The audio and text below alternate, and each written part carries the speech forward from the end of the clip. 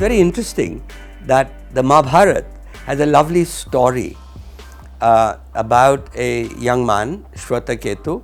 Shvetaketu is the same guy who was a big hero in the Upanishads. Anyway, Shvetaketu suddenly sees his mother going out with a different man every night, and she comes back home in the morning. And the father, he looks at his father, and he doesn't seem to have any problem. So one day he can't stand it, and he says to ask his father, well, don't you have a problem about your wife going out with different women and with different men? And he says, no, son, this is how the world has always been, that human beings are polygamous. Now for the Mahabharata to admit that there was a time when we were all polygamous is a very big deal. And of course Shvetaketu grows up, becomes an important figure, and he is the one who enacts monogamy in the world.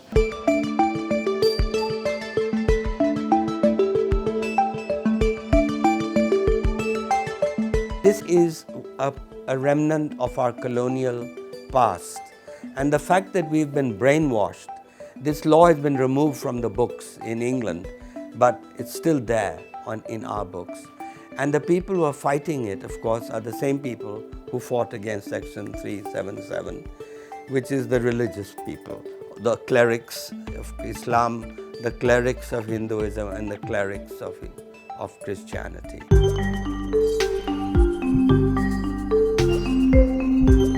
A lot of harm was done by Manu also, and as well as the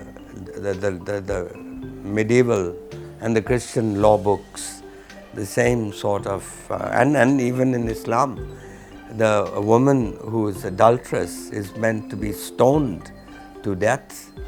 So it's everywhere. The funny part is that the man can go to jail, but the woman cannot, because the woman is a property of the husband, and so we have to stop thinking in those patriarchic terms.